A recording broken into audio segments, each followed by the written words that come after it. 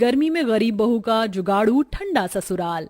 सुमन घर में बैठी घास से कपड़े बना रही होती है। ये देखकर उसका देवर विनोद हंसते हुए कहता है, अरे भाभी, ये सब करके आप अपना समय बर्बाद कर रही हैं और कुछ नहीं। आप तो चुप ही रहिए जी। भाभी जो कह रही है ना, उससे हमें गर्मियों में बहुत फायदा होने वाला है। रितिका की बात विनोद की समझ से बाहर होती है, इसीलिए वो अपना सर खुजाने लगता है। लेकिन आखिर घास के कपड़े बनाने से क्या फायदा होने वाला है, और आखिर सुनीता ये जुगाड़ कर क्यों रही थी? आइए जानते हैं कहानी के जरिए। माँ, आरती उतारना बंद करो, पता चले भाभी घर में कदम रखने से पहले ही गर्मी के चलते पिघल जाएं। हाँ माँ जी, रस्में हो गई हो तो मुझे अंदर आने दीजिए। सुबह सुबह ही यहाँ दोपहर सी धूप हो गई है, ऊपर से मेरा लहंगा बहुत भारी है। हाँ हाँ बहू, अंदर आ जा। चावल से भरा कलश गिराकर रितिका गृह प्रवेश करती है। अब एक हफ्ते का समय बीत जाता है। इस बीच रितिका देखती है कि पूरे घर में एक ही पंखा है। गर्मी के कारण घर में लोग ढंग से सो भी नहीं पाते। तभी वो एक रोज अपनी जेठानी सुनीता से कहती है, जेठानी जी, आप और घरवाले इतनी गर्मी में दिन कैसे काट रहे हैं? मैंने देखा है कि गर्मी के कारण तो इनको रात में नींद ही नहीं आती। मैं जानती हूँ, लेकिन गरीबी के कारण हम गर्मी से बचने के लिए फ्रिज या कूलर नहीं ले सकते। मम्मी देखो ना, बहुत खुजली हो रही है। मम्मी, मुझे भी खुजली के साथ जलन भी हो रही है। सुमन और रितिका जब देखती हैं तो दोनों बच्चों के शरीर पर गर्मी के कारण बहुत सारी घमौरियां हो गई थी। जेठानी जी, इनके शरीर पर तो बुरी तरह घमौरियां हो गई हैं। हाँ, गर्मी के कारण हो गई होंगी। ऊपर से ये मिट्टी में भी तो खेलते रहते हैं। जेठानी जी, बच्चों की त्वचा नाजुक होती है, अगर ये लोग ऐसे ही खुजाते रहेंगे तो दिक्कत हो जाएगी। कुछ नहीं होगा, घमौरियां हैं, अपने आप ठीक हो जाएंगी। कूलर लेने की सोच रहे थे, लेकिन अभी देवर जी की शादी में इतना खर्चा हो गया कि ले ही नहीं पाए। सुमन की ये बातें सुनकर रितिका कुछ नहीं कहती। रात के समय पसीने से तरबतर दोनों देवरानी जेठानी चूल्हे पर खाना बना रही होती हैं। तभी उनके पति घर आते हैं। घर तो बुरी तरह गर्म हो रहा है, ऐसा लग रहा है घर नहीं किसी भट्टी में आ गए हो हम। अरे, इन दोनों को कितनी बार कहा कि थोड़ा जल्दी खाना बना लिया करें, पर नहीं, 7 बजने के बाद ही इन्हें चूल्हा फूंकना होता है। माँ, आप इतना क्यों बोल रही हैं? इतनी गर्मी में भी तो भाभी हमारे लिए चूल्हे के आगे बैठकर खाना बना रही है ना। आपको इतनी गर्मी लग रही है तो थोड़ा उनका भी तो सोचो। चुप कर, तू बड़ी भाभी की वकील बन रही है, तो तू क्यों नहीं बना लेती खाना? आप दोनों शांत हो जाइए। क्यों गर्मी में माहौल गर्म कर रहे हैं? वैसे भी खाना बन गया है, आप लोग भी मुंह हाथ धो लीजिए। इस तरह सुमन बीच बचाव करते हुए बात को संभालती है और फिर दोनों देवरानी जेठानी मिलकर सभी को खाना परोसती हैं। अगली सुबह खाना बनाकर दोनों ही पानी लेने के लिए गांव के कुएं पर जाती हैं। पानी भर कर वहां से लौटते हुए तेज धूप के कारण दोनों को पसीने आने लगते हैं। इस गर्मी ने तो जीना मुश्किल कर रखा है। पसीना तो ऐसे पानी की तरह बह रहा है। जेठानी जी, इस गर्मी से बचने के लिए हमें कुछ तो करना होगा। हम गरीब बिना पैसे के क्या कर सकते हैं भला? सोचना होगा, कोई तो जुगाड़ लगाना पड़ेगा ताकि इस तपती गर्मी से राहत मिल सके। क्या हो गया, तुम दोनों ऐसे क्यों रो रहे हो? देखिए ना भाभी, दोनों ने खुजली कर करके अपनी क्या हालत कर ली है। सोनू और मुन्नी के शरीर पर घमौरियों को ज्यादा खुजाने के कारण खून निकलने लगा था। ये देखकर सुमन परेशान हो जाती है। तभी रितिका इधर उधर देखते हुए घर के बाहर जाकर नीम के पेड़ से नीम की पत्तियां तोड़कर उन्हें पीसकर लेप बनाती है और दोनों बच्चों की घमौरियों पर लगा देती है। तो दोनों बच्चे रोना बंद कर देते हैं। मम्मी, अब दर्द कम हो रहा है और अब ठंडक भी लग रही है। अरे वाह भाभी, आपने तो फटाक से जुगाड़ से ये लेप बनाकर बच्चों की दिक्कत ही खत्म कर दी। तुम्हारा बहुत बहुत शुक्रिया देवरानी जी। बच्चों को ऐसे देखकर तो मैं घबरा ही गई थी। ऐसे मत कहिए जेठानी जी, मुझे भी इन बच्चों की हालत देखी नहीं गई तो मैंने ऐसा किया। उसी रात जब अनिल और विनोद घर लौटते हैं तो अपने साथ एक बड़ा सा ड्रम लेकर आते हैं, जिसे देखकर बबीता चिल्लाते हुए कहती है, अरे ये क्या चीज उठा लाए हो तुम दोनों? इतने ये घर में इस कबाड़ को कहाँ रखोगे? फैक्ट्री में ये खराब निकल गया था, तो मैंने सोचा कि कबाड़ में बेचकर इसके कुछ पैसे मिल जाएंगे, इसलिए ले आया। अरे कितने ही पैसे मिल जाएंगे इसके? उन पैसों से तू अमीर तो नहीं बन जाएगा ना? बताओ, लोग नई चीज खरीद कर लाते हैं तो ये एक है जो कबाड़ उठा कर लाया है। इतना कुछ सुनने के बाद विनोद मुंह बनाकर वहां से चला जाता है। तो वहीं ड्रम को देखते हुए रितिका अपनी जेठानी से कहती है, अगर थोड़ा सा दिमाग लगाऊं तो इस ड्रम से कूलर बन सकता है। मेरे सामने तो कह दिया, लेकिन माँ जी के सामने मत कहना, वरना वो सोचेंगे कि तुम्हारे दिमाग पर गर्मी चढ़ गई है, तो ऐसी बहकी बहकी बातें कर रही हो। नहीं जेठानी जी, मैंने थोड़ा बहुत विज्ञान पढ़ा है। एक मोटर और पंखा मिल जाए तो काम बन जाएगा। सुमन रितिका की बात को नजरअंदाज करके काम में लग जाती है। तो अगले दिन रितिका घर से कुछ कबाड़ा इकट्ठा करके पास की ही कबाड़ी की दुकान पर जाकर उस कबाड़ी के बदले में एक मोटर और ठीक ठाक सा पंखा लाती है और उस ड्रम के छेद को और बड़ा करके उसमें मोटर और पंखा जोड़कर पानी भर देती है। ये करने में उसे 2 दिन का समय लगता है और 2 दिन बाद जब वो ड्रम कूलर को चालू करती है तो सभी हैरान रह जाते हैं। वाह बहू, तूने तो इस कबाड़ के ड्रम को कूलर बना दिया। हाँ चाची, इसमें से तो ठंडी ठंडी हवा आ रही है। सच में रितिका, तुम्हारे इस जुगाड़ ने तो गर्मी से राहत दिला दी। वाह देवरानी जी, मुझे तो यकीन नहीं हो रहा गर्मी से बचने के लिए तुमने ये जुगाड़ लगाया। इस तरह ड्रम के कूलर से घर वालों को तपती गर्मी से बहुत राहत मिलती है। कुछ दिन बीत जाते हैं। एक रोज ड्रम कूलर में सोने के लिए कीर्ति और बच्चों में लड़ाई होने लगती है। माँ देखो ना, सारा दिन ये चूजे इस कूलर के सामने ही पड़े रहते हैं, इसीलिए आज मैं यहाँ सोऊंगी। नहीं बुआ, हमें घुमरिया हो जाती है इसलिए हम सोएंगे। हाँ, पिछली बार तो चाची ने लेप लगाकर ठीक कर दिया था, लेकिन फिर से गर्मी के कारण घुमरिया हो गई तो नहीं, हम ही सोएंगे यहाँ।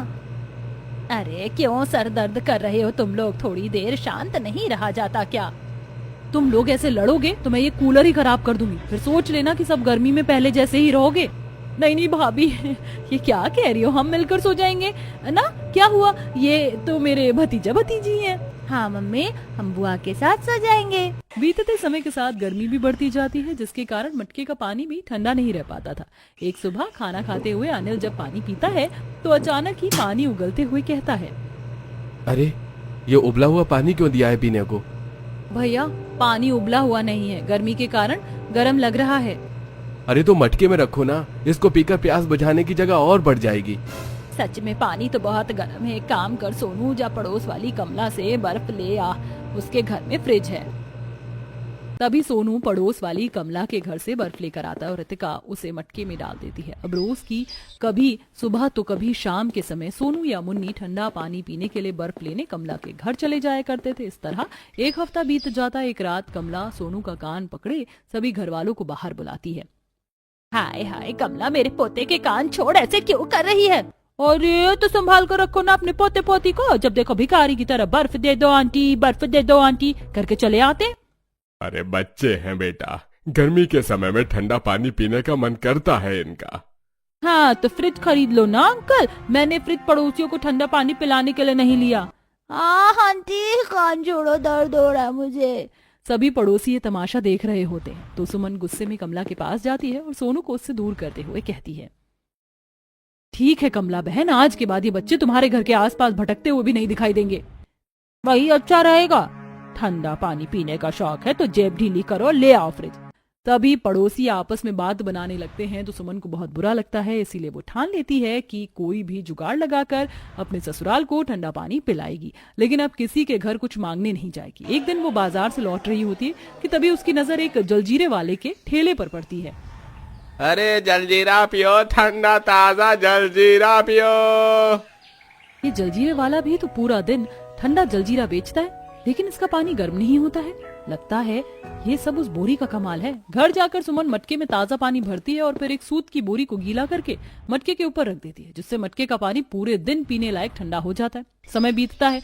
दोनों बहुओं के जुगाड़ से गर्मी के दिनों में भी घर में ठंडक होती है, लेकिन एक रोज जब बबीता दोपहर के समय खाना लेने जाती तो देखती है कि खाना खराब हो चुका होता है। हाय हाय, अरे बहू ये खाने में से अजीब सी बदबू क्यों आ रही है? माँ जी खाना तो खराब हो गया है। अरे लेकिन कैसे, अभी सुबह तो सबने यही खाना खाया, तो फिर इतनी जल्दी खराब कैसे हो गया? खाना क्या माँ, देखो सब्जियों में भी फफूंदी लगने लगी है। हाय हाय, गर्मी के कारण तो अब खाने की चीजों का भी नुकसान हो रहा है, ना जाने गरीबी के कारण और कितना नुकसान झेलना है। सुमन ने पानी को ठंडा रखने का जुगाड़ तो कर दिया था, लेकिन अब खाने की बर्बादी देखकर वो परेशान थी। अगले दिन भी सुबह का बनाया खाना दोपहर तक खराब हो जाता है। राशन की बर्बादी हो रही है, ऐसे ही रहा तो खाने के लिए कुछ बचेगा ही नहीं। जेठानी जी, मुझे लगता है गर्मी में खाना बहुत देर तक ढका रहने के कारण खराब हो रहा है। ये क्या कह रही हो तुम? अगर खाना ढककर नहीं रखूंगी तो उसमें कुछ भी पड़ सकता है। मेरे कहने का मतलब है कि खाना बहुत देर से ढका रहने के कारण बर्तन में पड़े पड़े ही खराब हो रहा है, उसमें हवा नहीं लग पाती है, शायद इसीलिए। सुमन और रितिका की बात समझ जाती है और अगले दिन वो सुबह के समय खाना बनाने के बाद जिस बर्तन में खाना रखा होता है उसे आधा ही ढकती है, जिससे खाने में थोड़ी हवा लगती रहे। साथ ही वो सब्जियों को खराब होने से बचाने के लिए फर्श पर फैला कर रख देती है। अरे ये सब्जियां ऐसे क्यों फैला रखी हो? घर में ही बाजार लगाना है क्या? जी नहीं, सब्जियां खराब होने से बचा रही हूँ। गर्मियों के चलते सब्जियां रखे रखे खराब हो रही थी। तुम लोगों के तो जुगाड़ मुझे कभी कभी समझ नहीं आता है। आप समझकर करेंगे भी क्या? अगर बिना पैसा लगाए गर्मी में चीजें सुरक्षित रखनी है तो ये सब करना ही पड़ेगा। 2-4 दिन तक सुमन खाना और सब्जियों को खराब होने से बचाने के लिए यही करती है, जिससे बहुत फर्क पड़ता है। एक दिन मौसम बदलता है और तेज हवा चलने लगती है। मौसम को देखते हुए महेश कहता है, कितने दिनों बाद ठंडी हवा चली है, ज्यादा बारिश हो जाए। मैं तो कहती हूँ अच्छे से बारिश हो जाए, कम से कम मौसम में ठंडक आएगी तो इस गर्मी से कुछ तो आराम होगा। दोनों बात ही कर रहे होते हैं कि तभी बूंदाबांदी शुरू हो जाती। बारिश को देखकर बच्चे भी बाहर नहाने के लिए चले जाते हैं, लेकिन कुछ देर बाद बारिश बंद होने के बाद तेज धूप निकल आती है, जिससे गर्मी और बढ़ जाती है। ये बारिश क्या पड़ी, गर्मी और बढ़ गई। देखो कैसे टप टप पसीना निकल रहा है। सही कह रही हो भाग्यवान, गर्मी की बारिश ने तो गर्मी को और बढ़ा दिया। मुझे तो ऐसा लग रहा है कि सांस नहीं ले पा रहा हूँ मैं। ये कैसी बातें कर रहे हैं आप, ठीक हो ना? महेश को जोर जोर से सांस लेता देखकर बबीता घबरा जाती है और कुछ ही देर में उसे लेकर अस्पताल पहुंचती है, जहां डॉक्टर महेश का इलाज करते हैं। तो शाम के समय महेश के दोनों बेटे काम से सीधा अस्पताल पहुंचते हैं। देखिए, बढ़ती गर्मी के कारण इन्हें सांस लेने में दिक्कत हो रही है, इसलिए मैं सलाह दूंगा कि इन्हें कूलर या एसी वाले कमरे में रखें। डॉक्टर साहब, हम गरीब हैं, ये सब खरीद सकते तो शायद पापा बीमार ही नहीं पड़ते। देखिए, मैं समझता हूँ, लेकिन आपके पिताजी की उम्र हो चली है। ऐसे में न उनका शरीर ज्यादा गर्मी सहन कर सकता है और न ही ज्यादा ठंड, इसलिए ज्यादा से ज्यादा इनके शरीर को ठंडक मिलती रहे, इस बात का ध्यान रखिएगा। डॉक्टर की कही सारी बात विनोद घर आकर सुमन और रितिका को बताता है, जिसके बाद सुमन और रितिका घर को ठंडा रखने के लिए घर में जितने भी सूत के बोरे होते हैं उन्हें इकट्ठा करती हैं और बारी बारी गीला करके अपने घर की छत पर रख देती हैं। बहुआ, ये तुम लोग क्या कर रही हो? माँ जी, दोपहर के समय गर्मी ज्यादा हो जाती तो छत की घास भी सूख जाती है, इसीलिए हम ये गीले बोरे छत पर डाल रहे हैं ताकि घर में थोड़ी ठंडक बनी रहे। हाँ माँ जी, गर्मी के कारण पापा की तबीयत इतनी खराब हो गई, इसीलिए हमने सोचा है कि इससे थोड़ी मदद मिलेगी। इस गरीबी और गर्मी की मार ने हमारे सामने मुश्किलें ही खड़ी की है, लेकिन बहुआ, तुम दोनों ने हर मुमकिन कोशिश की है कि घर और घर वालों को गर्मी से राहत दिला सको। माँ जी, अब अपने परिवार का ख्याल तो हमें रखना ही होगा ना। आप अपने आंसू पोंछ लीजिए, देखना एक दिन सब ठीक हो जाएगा। अपनी बहुओं को गर्मी से बचने के लिए जुगाड़ करता देखकर बबीता को दोनों पर गर्व महसूस होता है, लेकिन बढ़ते समय के साथ और परेशानियां आने लगती हैं। एक दिन सुमन के दोनों बच्चे किसी बात पर लड़ने लगते हैं और एक दूसरे के कपड़े फाड़ देते हैं। ओहो हो, इस तरह से कौन लड़ता है? दोनों ने एक दूसरे के कपड़े फाड़ दिए। कपड़े तो फटेंगे ही, देखना पसीने से कैसे भीगे हुए हैं। गर्मी के चलते कपड़े कहाँ पोछा बनते जा रहे हैं। देवरानी जी, देखो ना, पसीने के चलते कपड़ों का क्या हाल हो गया। ऐसा कुछ जुगाड़ नहीं है जिससे कपड़ों को फटने से बचाया जा सके? जुगाड़ तो है, लेकिन इस जुगाड़ के लिए हमें घास चाहिए होगी। घास? पर क्यों? कुछ ही देर में दोनों घर के पास वाले पार्क में जाती हैं और वहां से बहुत सारी हरी घास इकट्ठा करके ले आती हैं। सुमन घर में बैठी घास से कपड़े बना रही होती है। ये देखकर उसका देवर विनोद हंसते हुए कहता है, अरे भाभी, ये सब करके आप अपना समय बर्बाद कर रही हैं और कुछ नहीं। आप तो चुप ही रहिए जी। भाभी जो कर रही है ना, उससे हमें गर्मियों में बहुत फायदा होने वाला है। फायदा? भला कैसा फायदा? इन घास के कपड़ों को पहनकर हम बाहर तो नहीं जा सकते ना? लेकिन घर में पहनकर इससे शरीर को ठंडक मिलेगी। सुमन और रितिका मिलकर घास के कपड़े और चप्पल तैयार करती हैं और उन्हें बच्चों को पहना देती हैं। मम्मी, ये तो बहुत ठंडे हैं। हाँ, इसमें तो हमें गर्मी का एहसास ही नहीं हो रहा। अगर ऐसा है तो मैं भी पहन कर देखता हूँ। अरे सच में, ये तो बहुत ठंडक दे रहा है और चुप भी नहीं रहा है। देखा, मेरी जुगाड़ भाभियों का कमाल। इस गर्मी में भी वो आप लोगों को ठंडक का एहसास करवाने के लिए जुगाड़ लगाती रहेंगी। सही कह रही है तू। हाँ बेटा, बस इन कपड़ों को पहनकर बाहर मत जाना, वरना आसपास की गाय बकरी तेरे पीछे पड़ जाएगी। बबीता की बात सुनकर सभी जोर जोर से हंसने लगते हैं। अब बीतते समय के साथ दोनों देवरानी जेठानी ने मिलकर इस गर्मी में अपने ससुराल को ठंडा रखने के लिए बहुत से जुगाड़ लगाए थे, ताकि ससुराल वालों को तपती गर्मी से राहत मिले। एक रोज महेश की दूर की बहन उनके घर आती है और घर में घुसते ही उसे बहुत ठंडक महसूस होती है। अरे जानकी दीदी, आप आइए ना, कितने दिनों बाद आप हमारे घर आई। बहू, जरा पानी तो ले आ। वाह भाभी, आपके मटके का पानी तो बड़ा ठंडा है। इस धूप में यहाँ तक आते आते तो मेरा गला ही सूख गया था।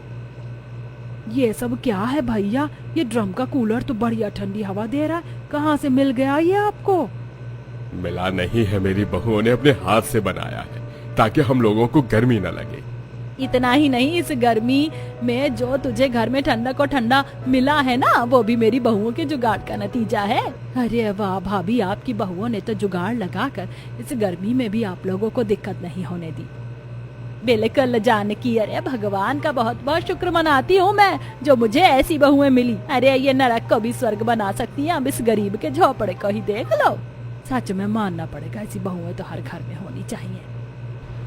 इस तरह सुमन और रितिका के जुगाड़ के कारण उसका परिवार भरी गर्मी में भी ठंडक का एहसास लेता है। साथ ही उसके पड़ोसियों को जब ये बात पता चलती है तो उन्हें भी बहुत हैरानी होती है और वो भी सुमन और रितिका से उनके जुगाड़ के तरीके पूछने लगते हैं। इस तरह दोनों बहुओं की कोशिश गर्मी में भी उनके ससुराल को ठंडा बनाए रखती है।